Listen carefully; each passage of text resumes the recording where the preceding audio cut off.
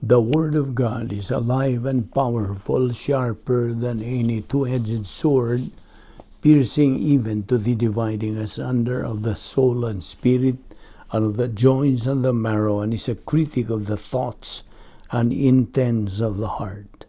All Scripture is God-breathed and is profitable for doctrine, for reproof, for correction, for instruction in righteousness, that the man of God might be mature, thoroughly equipped unto all good works.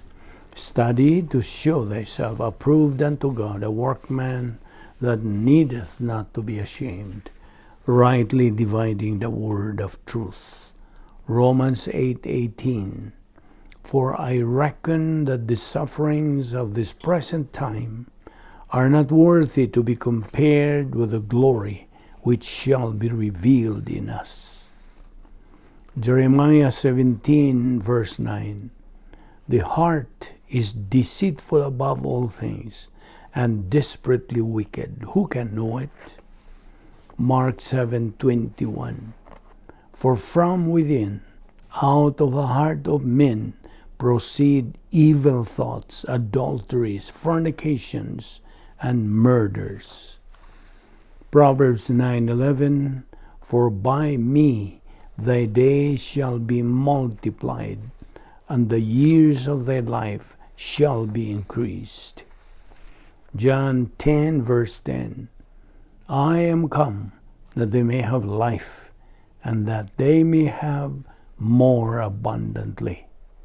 Mark 10:45. The Son of Man did not come to be served, but to serve, and to give his life a ransom for many. Isaiah 5:20.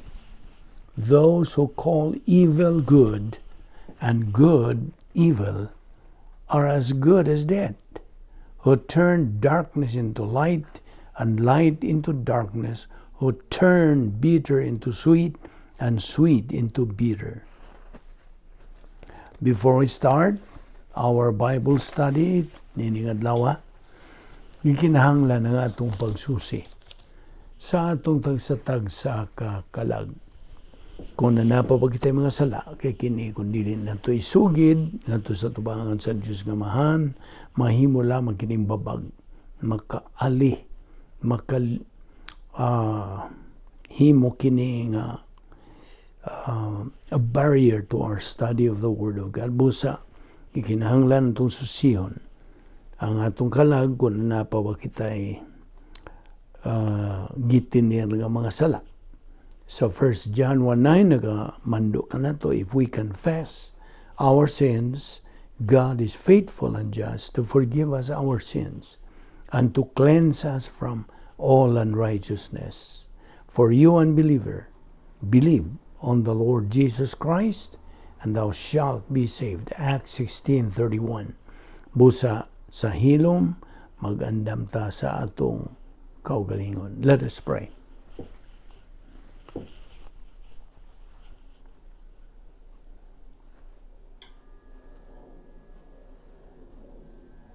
Magampo, tabalaan na mga Diyos, nagapasalamat kami kanimo nining adlawa, ngayon mo kaming ipadangat din sa makausapa, aron kami makapadayon sa among spiritual momentum, nga pagtuon sa imong balaang pulong.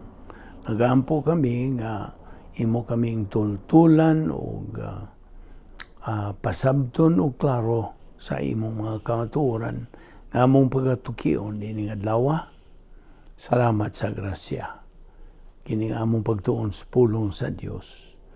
O ginaot nga ang balang Espiritu Santo makatudlo kanamo sa tataw bahin sa dugang kamatuoran nga among paghisgutan ini adlaw. Tangtang nga mga babagan niya sa mga nauna aron dili kini mahimong ali o barrier to our study. Kining tanan among gipasalamatan sa ngalan ni Ginoong Hesukristo. Amen. Well, may adlaw sa tanan itong mga subscribers, sa itong mga higala, itong mga suki, o sa itong mga igsuon diyan ni Kristo or fellow believers. Kumusta kaninyong tanan? I hope you are in the pink of health, anakamos mayong o kapiskay sa panglawas, o magtutok na usab kita sa lain nga pagtulunan nining adlaw, o giuluhan kini karon og why study the book of Revelation, ngano mga tun-an man ang libro sa pinadayag. Okay, so dito maglangan ato dayon kini sugdan.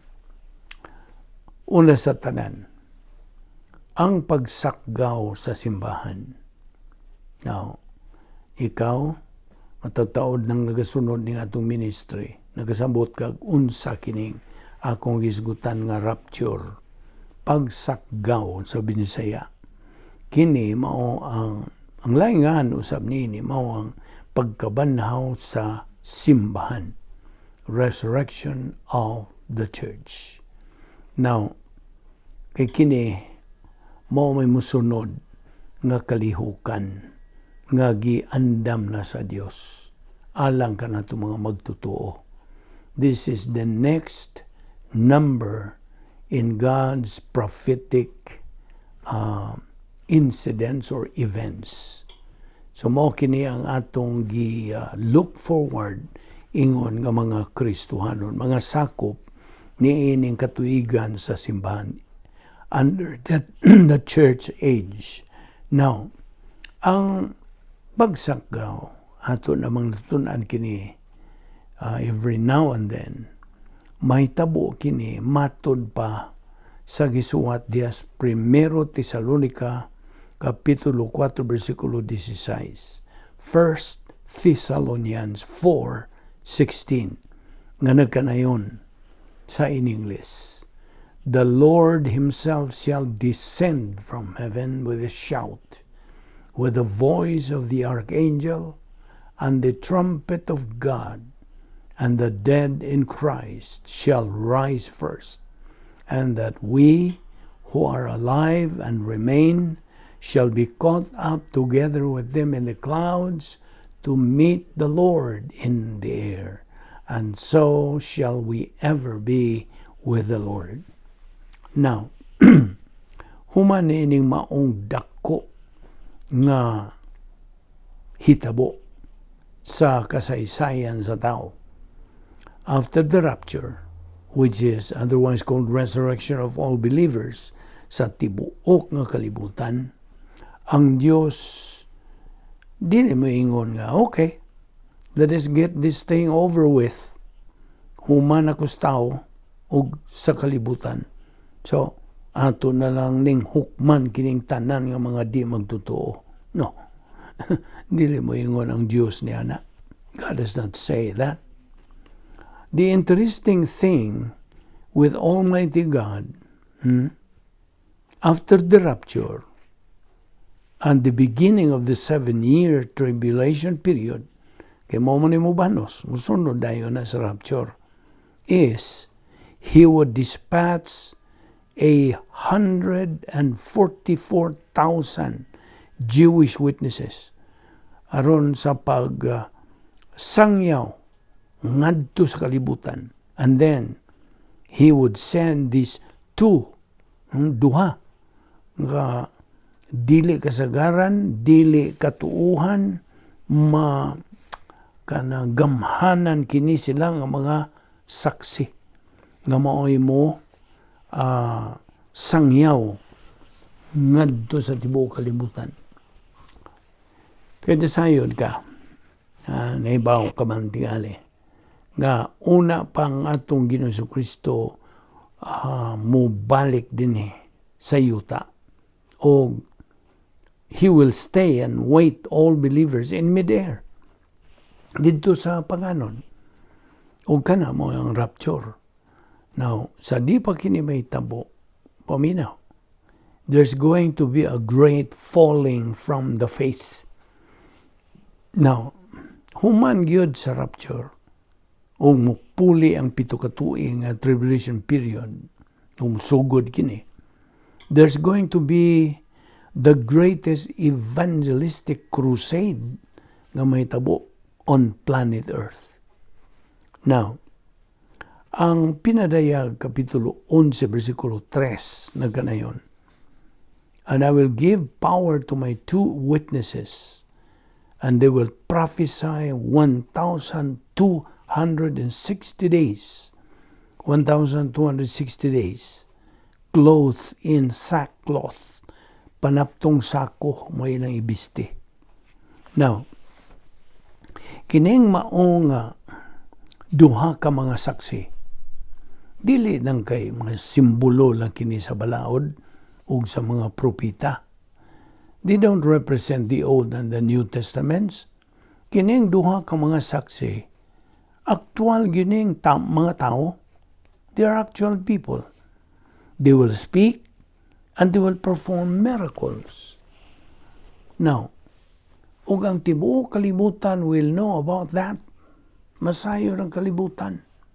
They will be in the limelight of the news item. Matagabi atol ni ining panahon. Kasagaran sa mga tao, musulti ka nato nga, they don't know who these 2 witnesses are.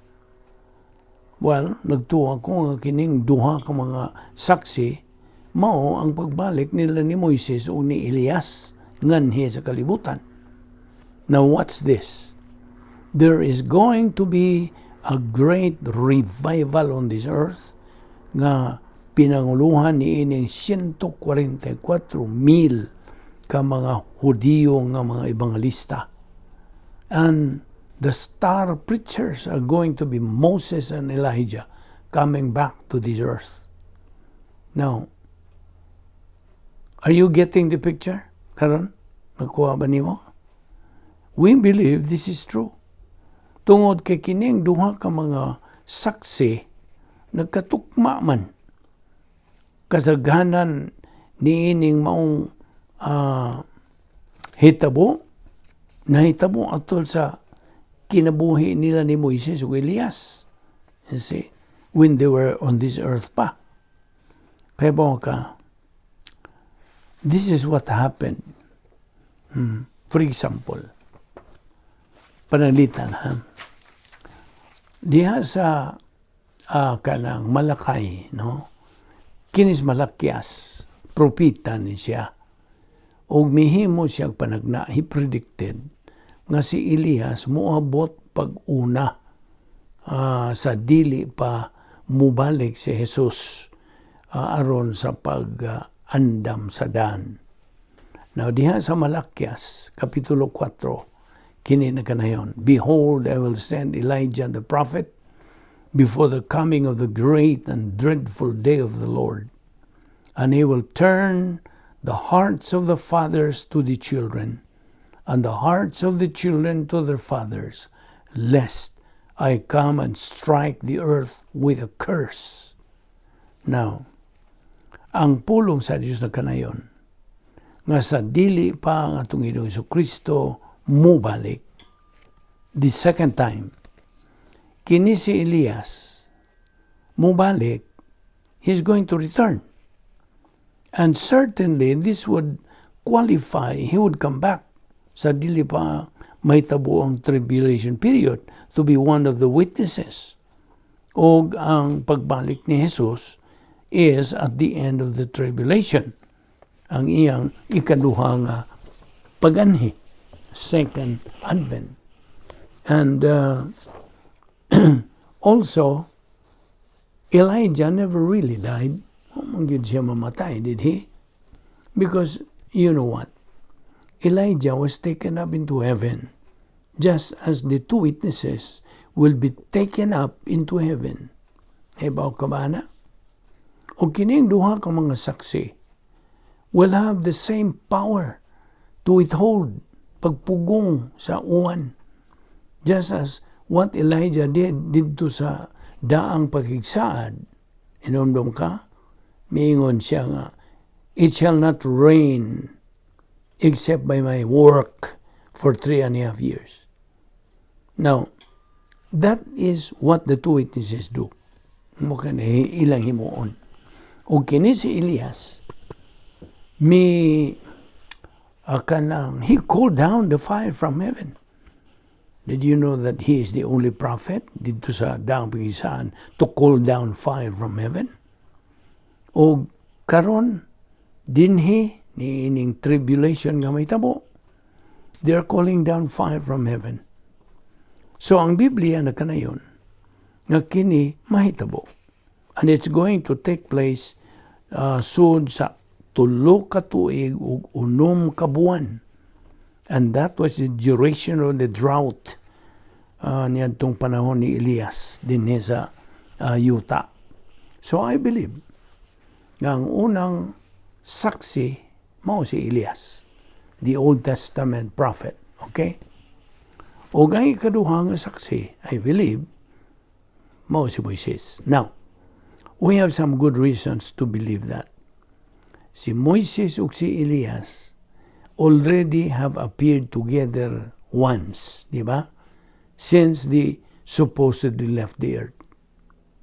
Now, sa kasaysayan sa Transfiguration, hinumdong ka ba nga si Moises ug si Elias nakigkukabildo, nakig-istorya siya. They were having a discussion with our Lord Jesus Christ bahin sa umaabot nga hitabo nga pagapatyon siya. They were talking about our Lord's death that was coming.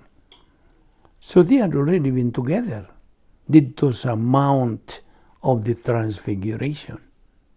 Ug busa, it would not be a surprise to see if they would come back again. Di ba? Ug ang Biblia na kanayon, nga ang Diyos mi preserbar sa lawas ni Moises so that he might be restored. Now, ang mga lawas ni ining mga saksi nga itong isgutan will be restored as well. Over and over again. In the Bible, if you look, makita nimo ang ingnon ta parallel. So, just humor me on this. Okay? So, I believe that the two witnesses, dinhimo sila si Moises ug si Elias. And when I think about that, it gives me the chills. Murag malibaw akong balhibo. Now, the greatest prophet who ever lived, the greatest lawgiver who ever lived, together in tandem on this earth, preaching judgment upon the fallen people of this world, and accompanying them would be the incredible witnesses out of Judaism who traveled the earth with the gospel of the Lord Jesus Christ. Now, diyan nagsulti nga, ang tribulation kuno is all dark and gloomy and there is no light. Now, let me tell you this. Si Moises ug si Elias, along with the 144,000 witnesses or evangelists, are a whole bunch of light. Now, in the darkness of that day, sa kangiob o kangit-ngit niya ng panahona, ang gamhanan nga Diyos will dispatch His witnesses. Now, while these witnesses are on the earth, muhimo sila og certain prophecies. Okay? Now listen again to the words of Revelation chapter 11. Dias versikulo 3. Nagkanayon kiniog. I will give power to my two witnesses, and they will prophesy 1,260 days. Nga nagasulob sila og kanang sackcloth. Okay? Ang Biblia na kanayon, nga kining duha ka mga saksi, magasulob kin sila ingon nga nagbangutan. They will be dressed up as mourners. And then for 3.5 years, magasangyaw sila bahin sa kanang paghukom. They will preach judgment, not gleefully but sadly. So, magawali sila, inubanan kini kasubo og mga luha.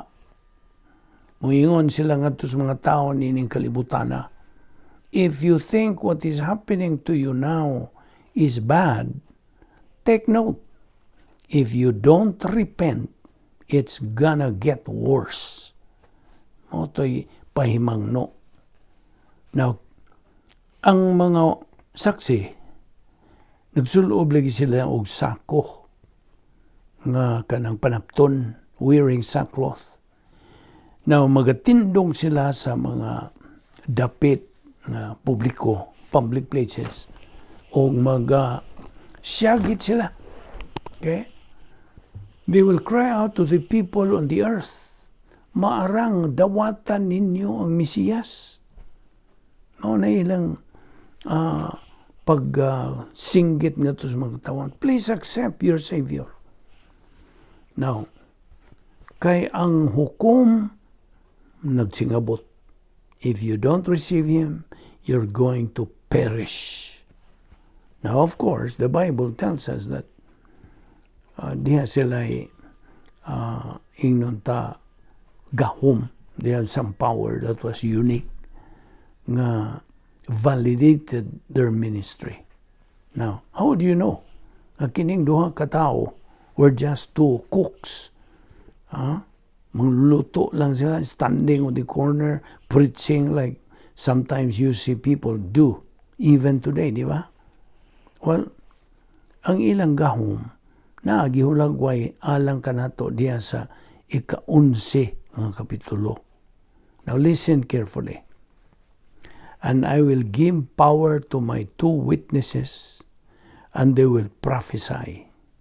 Ug ang Biblia na kanayon, that they will prophesy for 3.5 years. Now, ang Espiritu sa Dios magapuno niining duha ka mga saksi, and they will be able to do things that no one has ever seen before.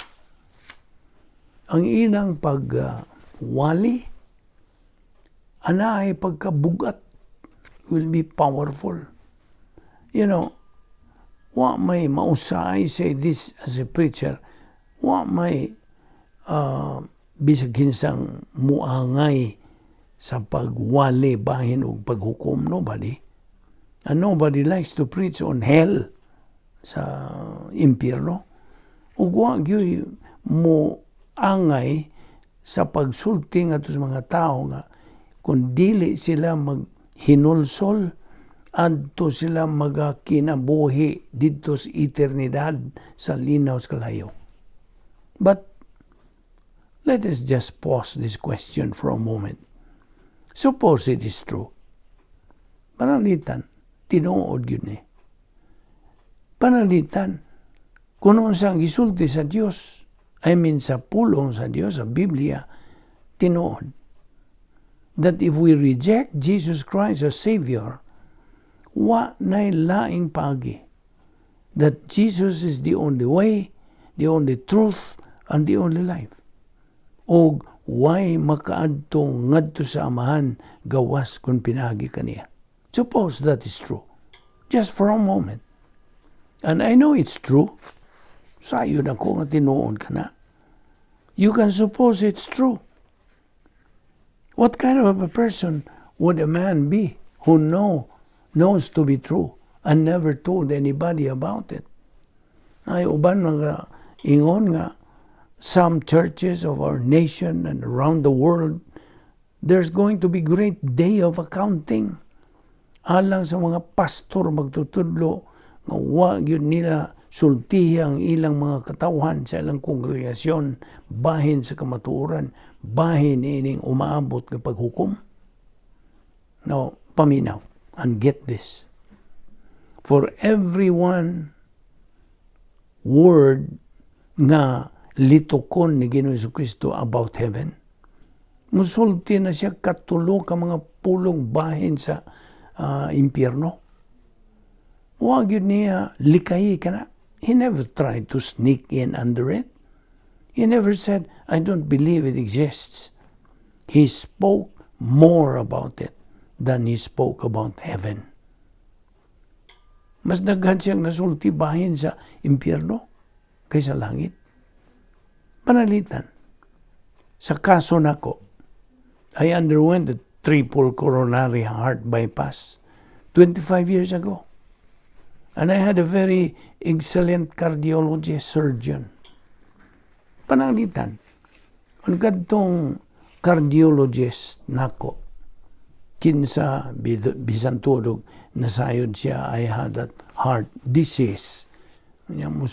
Musulti lang nako nga, you will be alright, Vic. You don't need any surgery. Now, he won't tell me my true health condition because he did not want me embarrassed. But worse, ang grabe pa, he did not want me to be afraid or concerned about my health. So, unsa man tay mahitabo nako kung he had told me that I need a coronary heart bypass. Once siya moingon nga di ka kinahanglan. Do you know what I mean? If that is the case then, kadtong maong cardiologist nako na paman buhi pa man na siya. If that cardiologist of mine would not have been supposed to be, kung miingon pa siya nako niya na, nga di na lang ko operahan mo ka na, he would not have been supposed to be in the medical profession. Di ba? So, with man's deplorable condition, ang kahimtang sa tao, makaluluoy. Kaya siya is spiritually dead, although he's physically alive. He needs a cure. Nanginahanglan siya ng pagtabang, pag-ayo niya. He needs to be told of his true spiritual condition. He is lost. You see? Laglag siya. Kaya na siya niya ng sakit ng gitawag sala. Sin. And the cure is just waiting to be received. Unsa man ang tambal? Si Ginoong Jesucristo. Si Ginoong Jesucristo mao ang libre nga gasa gikan sa Dios nga Amahan. Namatay siya alang sa atong mga sala dito sa cross. Paminaw. There is no other cure. No other cure known for man's disease. Only the Lord Jesus Christ. Kay ang kaluwasan ko sa tao, pinaagi lamang sa pagtuo lamang kang Kristo lamang. There is no other salvation but in the Lord Jesus Christ. Acts 4:12, unsa gisulti? Neither is there salvation on any other under heaven given among men whereby we must be saved. That's why kining duha ka mga saksi along with the 144,000 Jewish evangelists atol sa tribulation period, kini sila sangyaw nga tos kalibutan bahin sa sakit sa tao. And they preached about the coming judgment and that kung dili sila mo metanoeo, Greek word ka ng metanoeo, change of mind, repent, they're gonna wind up in the wrath of God to come, the lake of fire. Why? Lain nga pagi. You see? Paminaw God. Ang mga pastor teacher, mga magwawali, mga ebangelista would be preaching and telling people the real disease nga gitawag og unsa sala.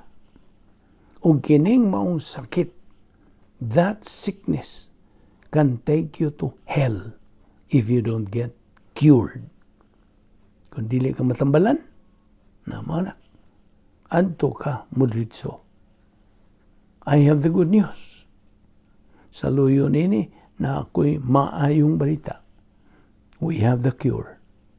Kini gitawag og unsa giula nga dugo ni Ginoong Jesucristo.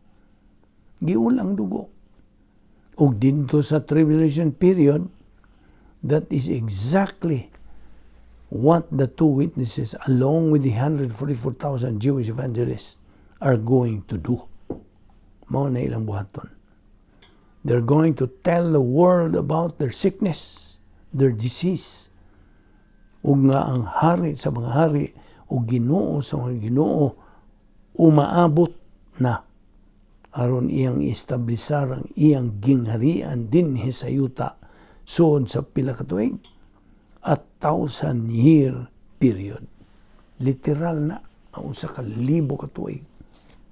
Ang Biblia na kanayon na kining maong mga saksi are going to have incredible power. Dili katuuhan. They're going to have plagues, mga peste, mga sakit na may tabo. And throughout their character on this earth, they will be the champions of righteousness and judgment. Batok ni ining wicked earth. This earth is wicked. Now you might be asking this question, bahin ini, how can God do these things that He does at the end of time in judging the wicked? Yun sa may akong sumbalik ng pangutana. May akong sumbalik ng pangutana. How and why can He not do then? Ano mang di man siya makabuhat niya na. How can He be a good God if He stands by and watches evil go unpunished? Kasabot ka? How can He be a God who is a God we can worship if He just looks past all the wickedness that happens in this world? Karong mga adlaw, nagkinabuhi kita in a parenthesis sa iyang pasensya. Kasabot ka? Parenthesis sa pasensya sa Dios. Okay? Nagkasabot ka ba nga kung buot pasabot? Nagkinabuhi kita. Meaning, parenthesis sa iyang pasensya. But the day will come. Maabot ang adlaw. Sa dihang ang pasensya sa Diyos, mahuman. And the cup of iniquity, kupa sa pagkadautan, will be full. Puno na. Ug ang atong Ginoo sa Kristo nga maong maghuhukom sa tanan dinis tibuok kalibutan, moabot na. So there will be judgment upon the earth na umabot ng paghukom. Karon, ang Biblia nagkanayon, nagatugan ka na to, nga human after a certain period of time, kining maong mga saksi paggagukdon, pagalutuson, and then, patyon kini sila. O ipasundayag kini sila diyas mga kadalanan for 3.5 days. And just as when they were about to remove sa ilang patayang lawas, o kanang ilubong kini sila pabuhion. They are resuscitated. Pinagi sa gahom sa Espiritu sa Diyos, and they are taken to heaven. And I would like to have been the preacher on the street corner after that happened to give the invitation. Then we know na kining duha ka mga saksi had gone to heaven miraculously resuscitated. And so I would stand up and say, "See, I told you so." Ako bitaw mong gisultihan. Now let me tell you now, how you can go to heaven and you can know Jesus Christ as your Savior. Ang Biblia na kanayon nga sa diha nga kining maong mga hitabo, mahitabo ining kalibutan na. Ang mata, every eye is going to see this happen. Every eye, everyone will witness the resuscitation and ascension ni ining duha ka mga saksi. So, it won't be just a local event in Israel. It would be a worldwide phenomenal thing na may tabo. Ang Biblia na kanayon nga sa diha nga kining duha ka mga saksi pag they will be murdered. Ang mga katawhan nga didto niya ng dapita at the time will be so happy. Malipayon sila. Nag-celebrar sila that they will have a party. They will have a celebration that is much like panahos Pasko. It's like a Christmas celebration, a Christmas party. O paminaw as what Revelation 11:10 says. And those who dwell on the earth will rejoice over them, make merry, and send gifts to one another. Exchanging gifts na sila. Because kining duha ka mga propita, mitulisok kini nila who dwell on the earth. This is how awful this is. Making merry, a real celebration, alang sa kamatayon ng duha ka mga saksi, who they think mitulisok kanila. I mean the people during the time. Now, this incident is just one of the stories we can find there sa book of Revelation. And one of the chapters ni ining maong libro, bahin ining duha ka mga tao who were called by God to bring the message of the gospel in one of the darkest days the world has ever known. Anibaw ka? Kung mo basa ka sa libro sa pinadayag, anaarabay pipila ka mga ngit-ngit ka mga dapit. There are some dark places. Apan, in every dark place, naagyo parenthesis sa kaluoy sa Dios. He never leaves His people without a witness. I don't believe God is leaving our generation without a witness. There are many men of God nga nagawali, nagasangyaw sa mayong balita, sa kaluwasan, o sa pulong sa Dios. Ginamit ang telebisyon, ang radio, sa YouTube, and other means to do it. O ang Dios, nagapadayon sa pagkabot gyud sa iyang mga katawan, pleading them to come and to repent and to receive the cure for sin, sickness, and spiritual disease. Kaya bini mo, kung mag-una ako nining duha ka mga saksi, I think of what it means to me as an evangelist, a preacher. Ang ilang kaisong, their courage, their unashamedness, their persistence, ilang pagkamalahutayon, ang ilang gahom, ang ilang kainit, their enthusiasm, na nagbukal-bukal yun ang ilang pagtagad niini. I am praying to the Lord that He will help me to be a witness like that. That He will help you also to be a witness like that. Ang saksi, usa ka saksi, as we know, is simply a person who tells another person what they see, what they know, what is true. Kaya bini mo, mao kini ang adlaw o ang higayon.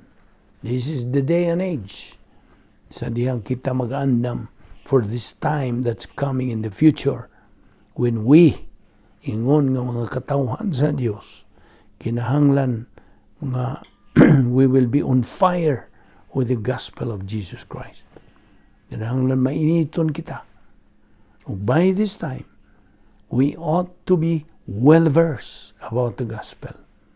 When, where, how to present it, pinagi sa enabling power of God, the Holy Spirit.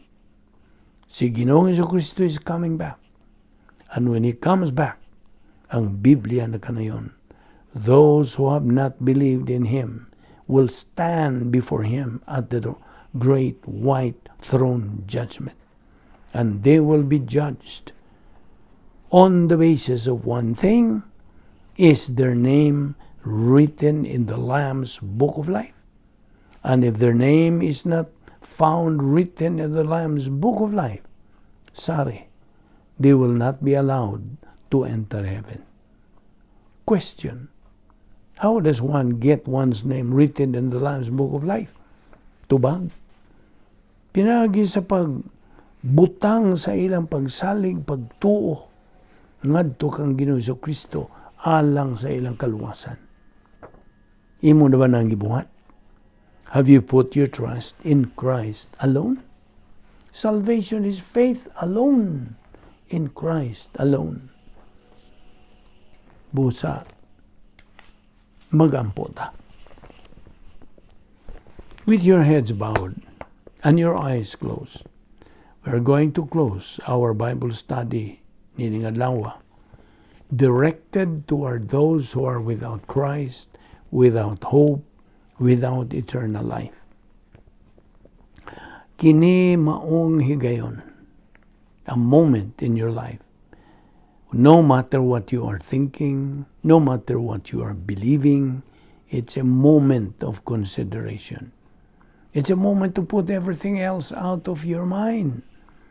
Ug una ang persona ni Ginoo Kristo. Unsa may but pasabot niining tanan? Unsa man ang Kristyanismo? Ang Kristyanismo mao si Kristo. Relasyon kini ngadto sa Dios pinagi kang Kristo. Ug way lain nga paagi nga imong maangkon kining maong relasyon, as the scripture says, tumuo ka kang Ginoong Hesus ug ikaw maluwas. Well, moingon ka tingali about works, unsa man imong kasulti. Well, all the works you can do have nothing to do with your relationship with God. Ngano man. Tungod kay ikaw usa ka makasasala. Tungod kay dili magkahingpit sama sa Dios nga hingpit. Because His righteousness has to reject unrighteousness. Ug ikaw unrighteous man, no matter how many good deeds you do, mao ka na diha musod si Ginoo Kristo. Ug mao ka na unsa ka bililon siya. Tungod kay siya lamang ang makapresentar kanimo nga way sala tubangan sa Dios. How does He do that? Miadto siya sa cross. For one reason lang, to die. And to die for you. To die for every member of the human race. Wa niya baliha kung mo salikway ba kaniya ang mga tao or not. He died for them. Mao kanay grasya sa Dios. His absolute grace. And what does that mean for Him to die for us? Kini nagkaulugan. Samtang siya nagabitay dito sa krus, ang Dios nga mahan, mibubo, miho sa tanan ng mga sala, to all in our Lord Jesus Christ, mankind. So, iyang gidawat ang tanan ng mga kasalanan upon Himself. And when He did that, He paid the penalty. Iyang gibayran. Ang atong utang sa sala. Hingpit yun iyang gibayran. Busa, karon. Ang gihangyo ragyod sa Dios nimo, mao ang imong pagtuo, pagsalig sa gibuhat ni Ginoong Kristo nga kaluwasan dito sa cross. Tumuo ka kang Ginoong Hesus ug ikaw maluwas. Mga Buhat Kapitulo 16, versikulo 31. Busa, mao kini ang imong pilian. Mutuo ka ba kang Ginoong Kristo nga imong manluwas o aron ikaw maluwas? Or imo ba siya isalikway nga manluwas ug ikaw mahinukman? Busa pili. Na kay kabuton hinatag po na sa Dios nimo. Gamita ka na. Apan nagatahod ang Dios kunon sa imong himuong desisyon. Apan timan ang labing manungdanong desisyon nga imong buhaton sa tibuok mong kinabuhi, mao ang imong pagtuo, pagdawat kang Ginoong Hesukristo. Ingon nga imong personal nga manluluwas. Magampo ta. Amahan na mo nga Diyos, salamat nining higayon nga among gipahimuslan ang imong grasya. Salamat sa imong pagpatinaw kanamo nining mga butanga, hinaot nga kinimahimong panalangin sa among kinabuhi. Dada kami pagbalik ugma niining dapita aron kami magapadayon sa among spiritual momentum. Kining tanan among ipasalamatan sa ngalan ni Ginoong Hesukristo. Amen.